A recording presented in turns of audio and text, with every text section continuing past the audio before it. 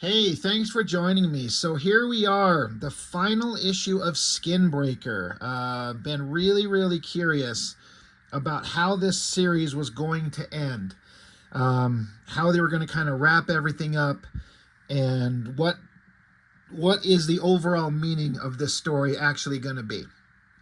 Um, as I've been stating since the review of about issue 5, I think it was, I had started talking about how I was getting kind of nervous about the story because I just, long story long story short, for me, it was in no way what I thought it was going to be.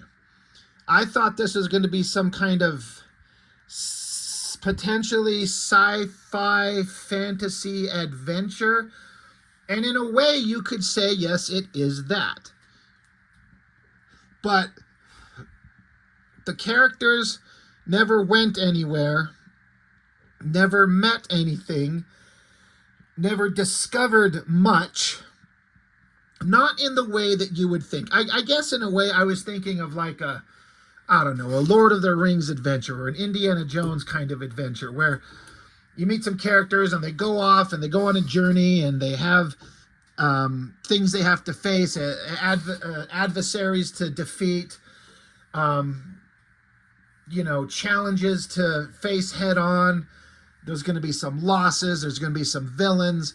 There's going to be a redemption at the end, and the hero's going to rise to the challenge. And I guess you could say it in some degree, all of that does happen, but just not in the way that I thought. And that seems to be what most people who have problems with this book seem to think, is the characters never fucking went anywhere. It's a kind of it's an alien world. It's not Earth. Some tribe of people living in a forest, and the story is just set in their village and in the forest around them. They've walked up into the mountains a little bit. They've gone into a lake once. One character has gone to a lake. So it's just David Finch drawing these characters walking around a forest or walking around their village. And that's it.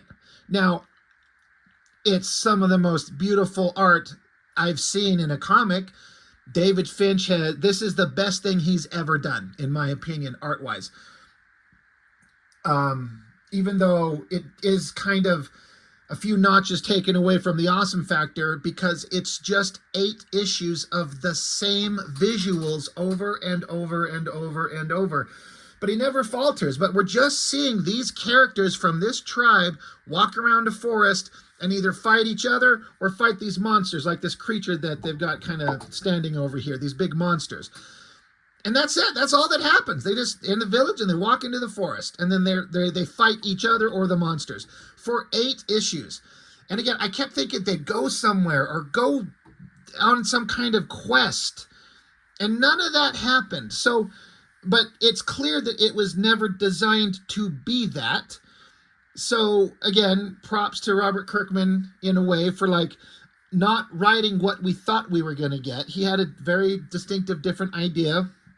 I mean, it seems obvious.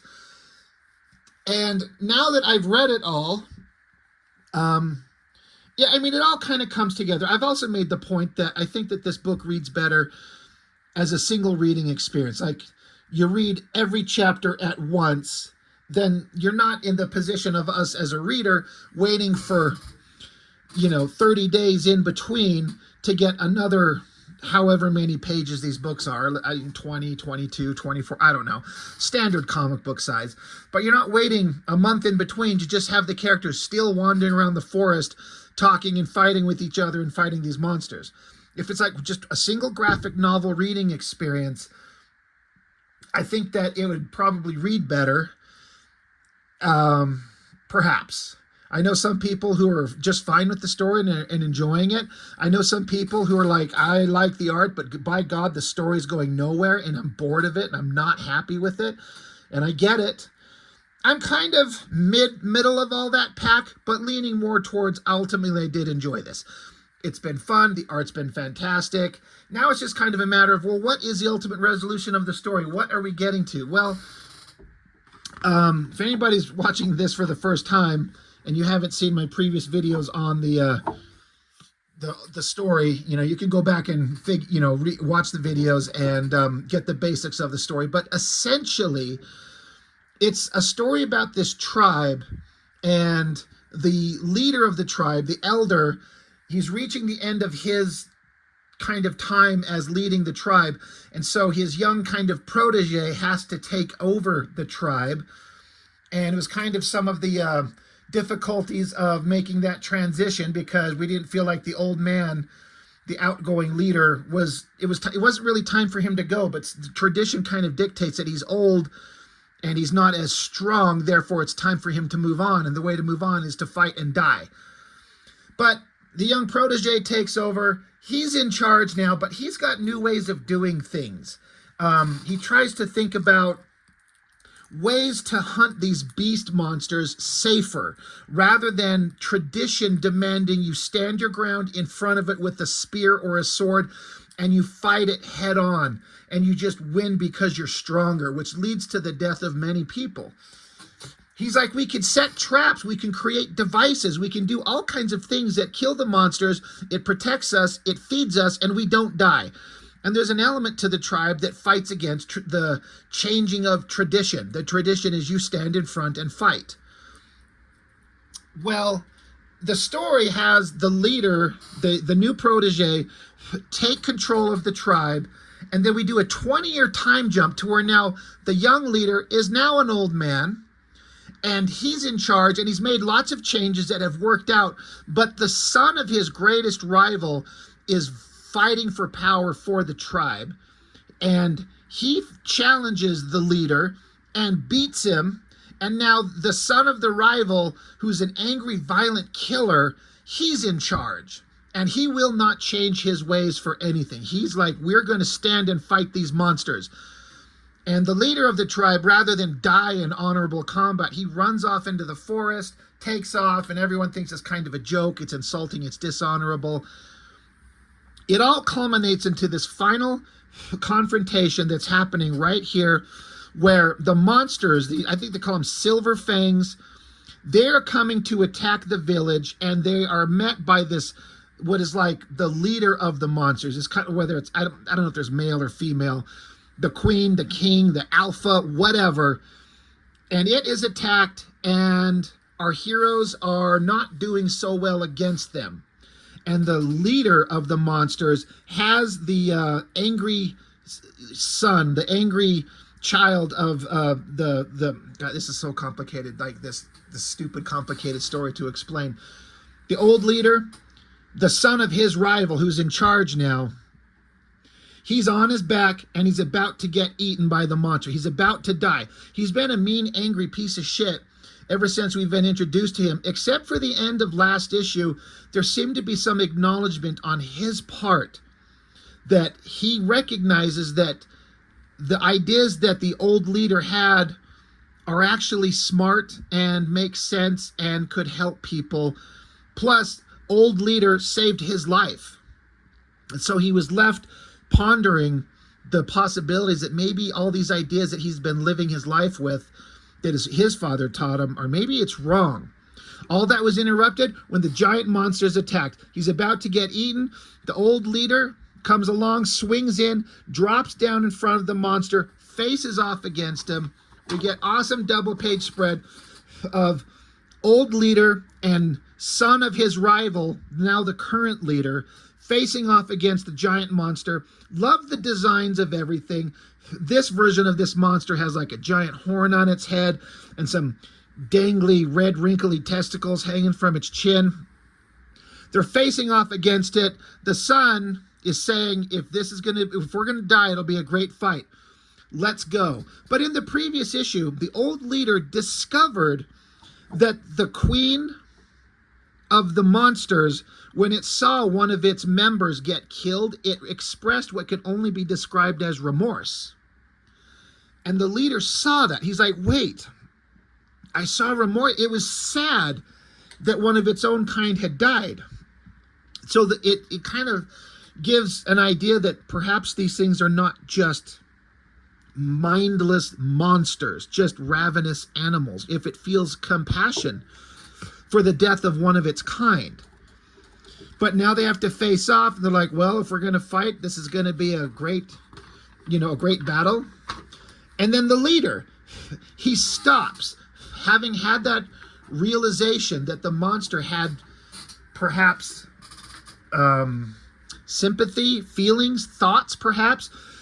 He stops, he says no, he lays his weapon down on the ground and walks up to the creature and he says, I offer it a glorious death to avoid the fight. Like, if this will end the battle, you can have my life. And the son, he's like, you're crazy. You're going to get yourself killed. Which is interesting because, again, this is the son of this character's greatest rival. And they've been nothing but enemies. But through battle and conflict and saving each other's lives, they've kind of developed a burgeoning respect for each other. He's like, you're crazy. But the leader, he says, we've been killing their kind for as long as, we have been killing their kind for as long as we have shared these lands. Maybe they've grown smarter over time. Maybe they always were. We need to show them we can find another way.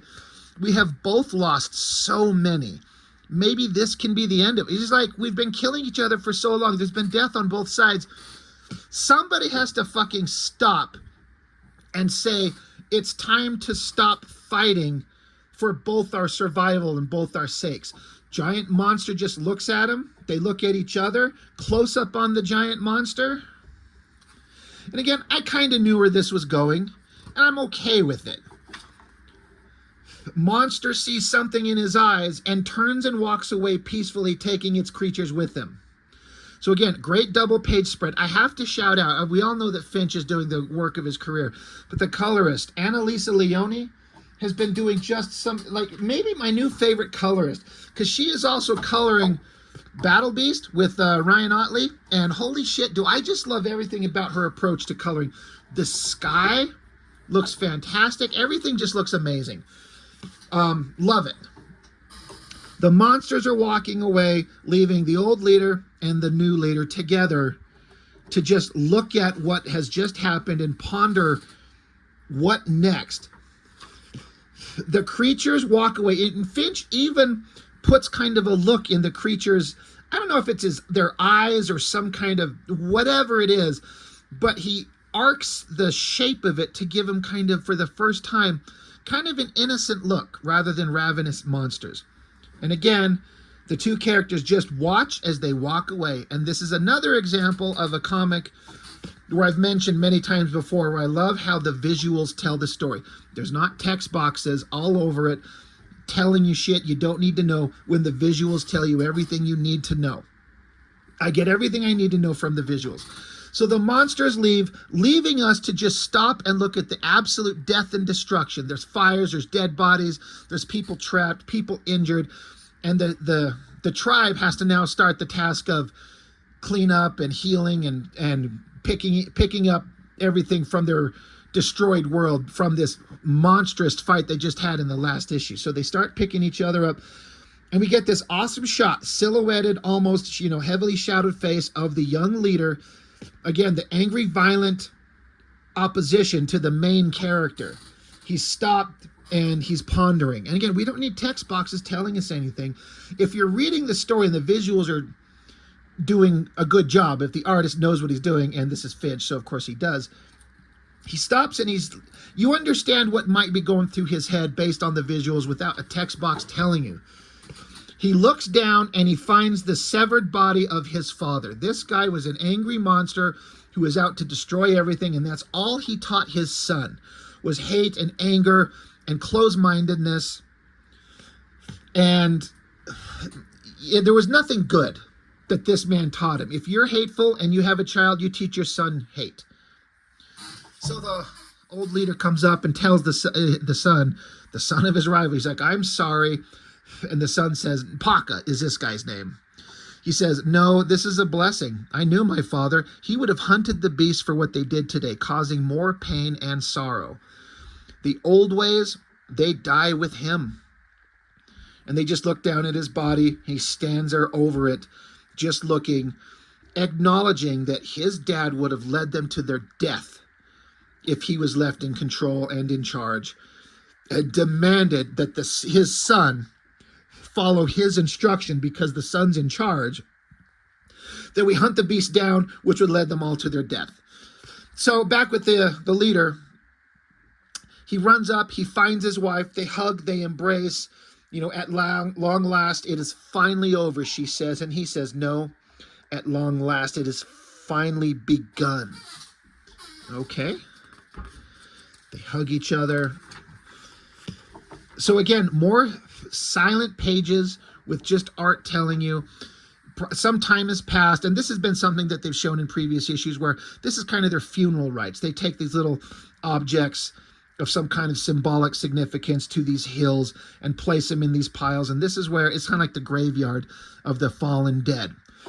So Paka brings his symbol, whatever it is, whether it's the ashes of their fallen tribesmen or it's just something that they make. It's not said. It doesn't matter. We don't have to be told. We get it. Whatever this is the symbol that he brings for his fallen father, and the leader brings up his own version of it too. And the son, Paka, says, you honor my father with a stone. He's shocked because his father was his greatest rival, and they hated each other and they fought. But he's bringing a stone to honor his father, who is his enemy. And so his son's like, you're honoring my father. And the leader says he believed that strength should rule. He clung to the old ways. We survived because strength worked together with wisdom. We survived because you embraced a new way. Your father was a dangerous man, but he made you. I honor him for that. I like that dialogue. I like that kind of honesty. It gives the son back his own pride, because he must feel terrible that his own father, he acknowledges his own father was a monster. But this gives him back some of his pride and his honor with, the greatest enemy of his father saying, you know what? He may have been dangerous, but he made you. And because you are here, we will survive. And so it gives him back a sense of pride. And Paka actually sheds a tear and says, thank you. I love redemption stories where it's kind of believable. This guy, this son, this character, Paka, he was a douchebag, just an angry, violent monster.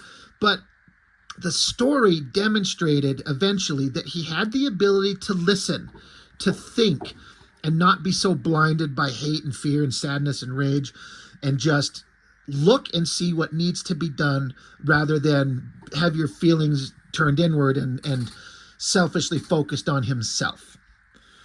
They walk away, and then you get these 4 panels signifying the passages of seasons.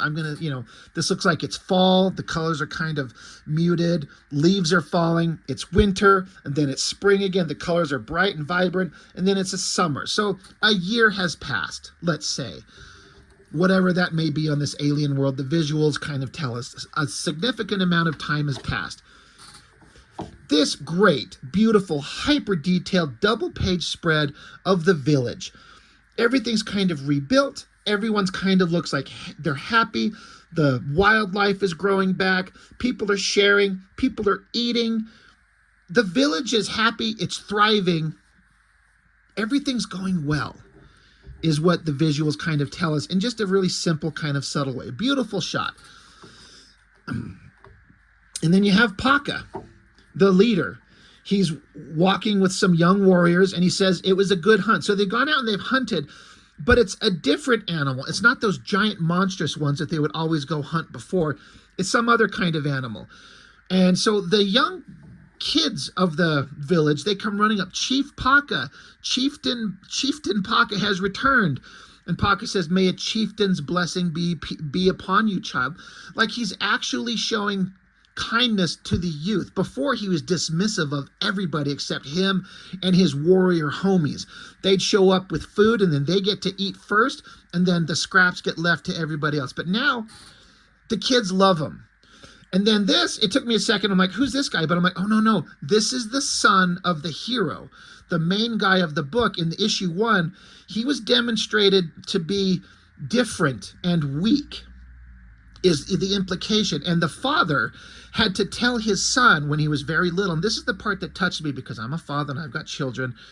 He was telling his son, like, you didn't pass the test that they went through at the beginning of issue 1, and it got into issue 2, because his son was very sad. He thought that he was weak, and strength is all that's required and all that's honored. But his father told him, you know what? You will have other strengths, and it's okay. You will bring something new. And it's been kind of demonstrated that he's smart, and he brings new ideas and new ways of doing things. And to have the son being friendly with Paka, who was, again, they were enemies. It shows, like, again, growth and closing the gaps of hatred between enemies, which I really like. The son says, nice work, Paka. My men will escort yours down to the cold cave. This hunting season has filled our stores. We will eat well in the off season, thanks to you. So again, using their genius, they found a way to basically store food and preserve it in a way they haven't done before. So they're planning ahead. They're building up their food stores that they will eat great during the cold season. Paka says, and we say nothing of your methods, chieftain Imam. You know this glory is yours as much as mine. So he's giving honor to the son of his greatest rival, telling him, like, this is only possible because of your ingenuity and your smarts, that bridge has been built. And even the kid here, he's kind of shocked. And as Paka walks away, the kid says, okay, my friend, if you say so, kind of like humbly taking it. But then you get the silent shot of him just looking. He has earned his own honor, something he's never had. Now this son, the son of the tribe leader, the old man, the main guy, he has not been a main character. I thought he would be a major character. He is not, but he's got a small story arc. Again, he started out as weak. No one kind of thought that he was going to amount to anything.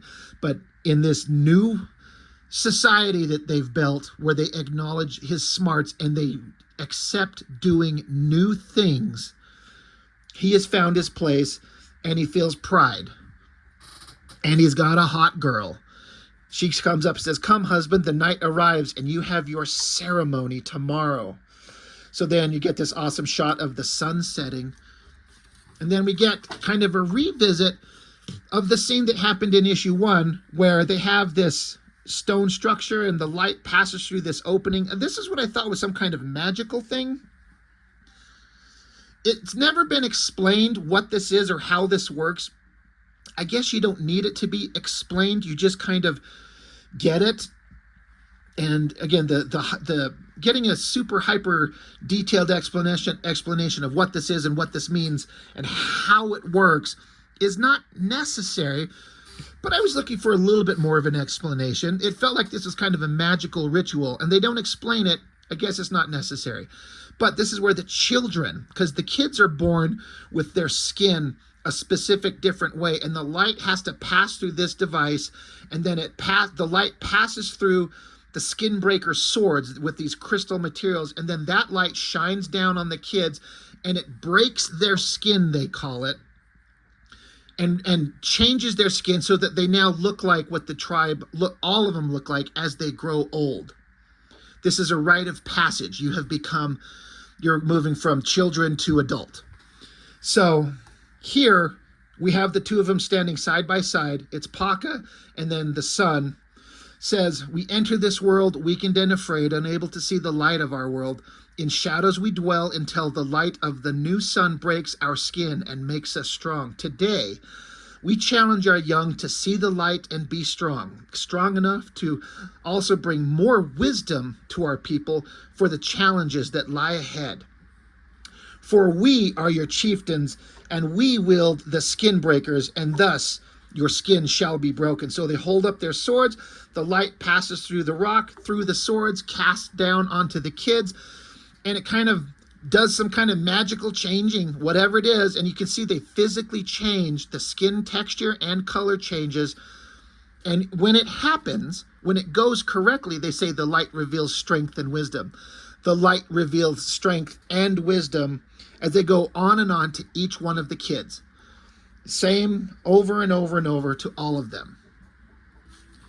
Then we come to one final young kid. The light casts down, but it does not change his skin. And so Paka says, it is not this one's time. And the kid is sad because he's not, the same thing that's happening to everyone else does not happen to him.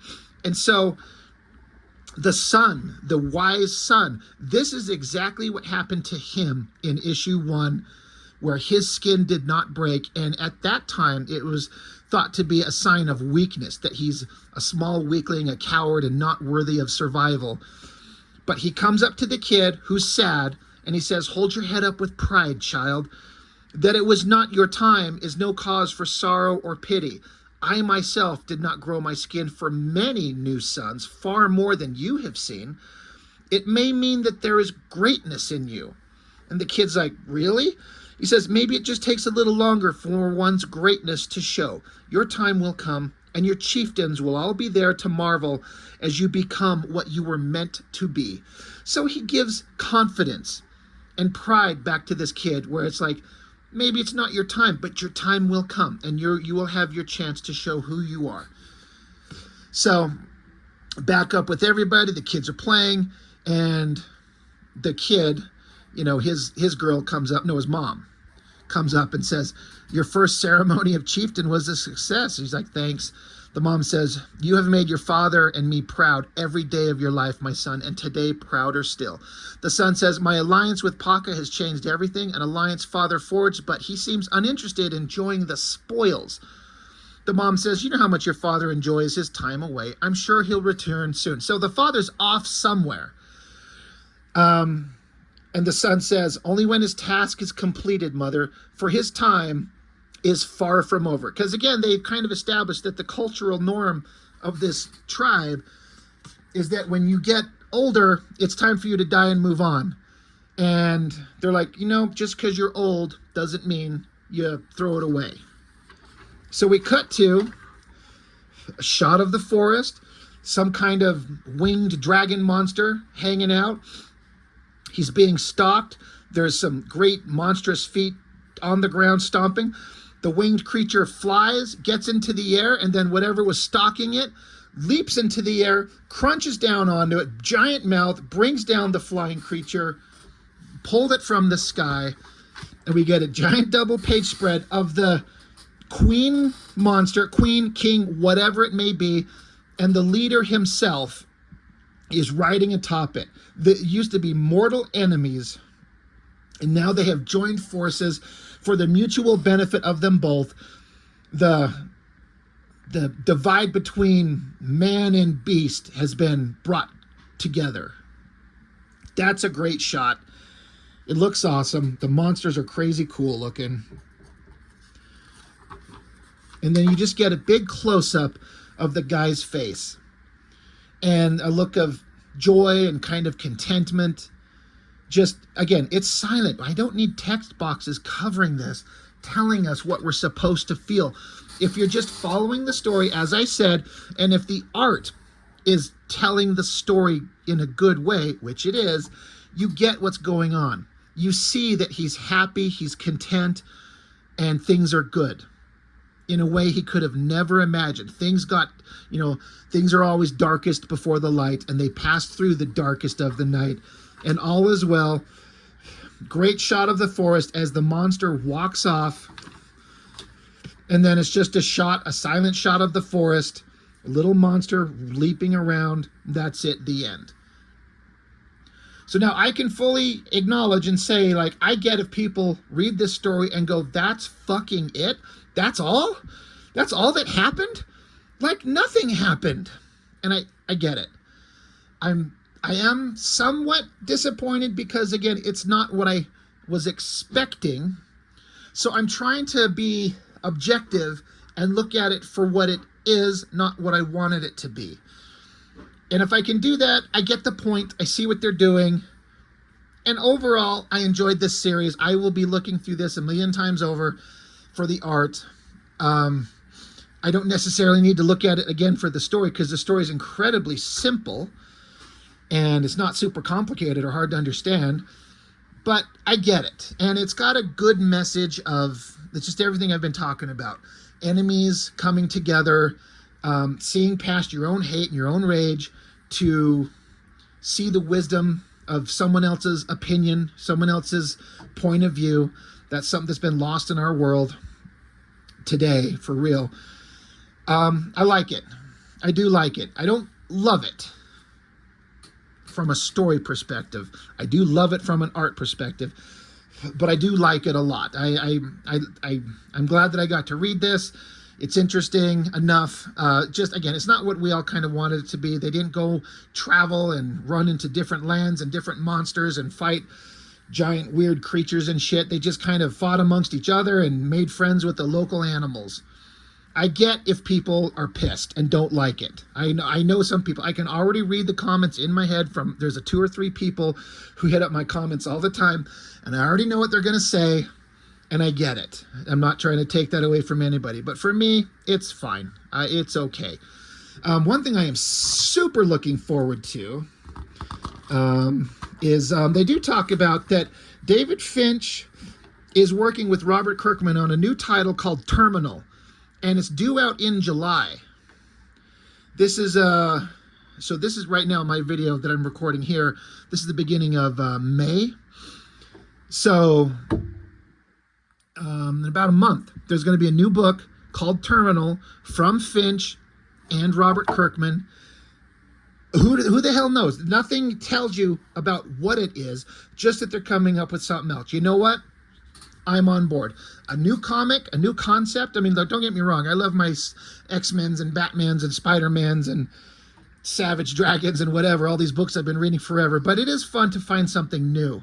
Whatever Terminal is, I'll be giving it a shot. We'll see if it goes well. I bet I'll like it, if for nothing else, then for the art. I bet you there's no fucking jungle scenes for Finch to draw.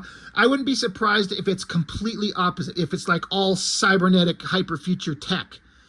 So there's no more fucking forest to draw. It's all tech buildings and shit and cybernetic stuff. Who knows? Of course, Finch did that in Cyberforce. Maybe he's done with that. Who's to say, right? No way to know until it comes out, but I will be picking up Terminal because Finch is drawing it, and Kirkman, I like his stories enough. Also, coming out soon is the black and white deluxe treasury hardcovers, coming in November, so quite a while away. But this is what I am most looking forward to. The black and white edition, just Finch's art in black and white. I say that, no disrespect meant to Annalisa Leone, who I just got done telling is one of my favorite new colorists ever. Her coloring work is absolutely flawless. But as an artist myself, I can't wait to see this black and white edition. I'm dying to see what Finch's work looks like that. So I'm excited for that. But Skinbreaker, it's over. Love it or hate it, it's done. I enjoyed it. Overall, I'd give it a 7 or 8 out of 10 for me. You know, that's not bad. Anyway, that's all I've got. Thanks for watching. I'll see you next time.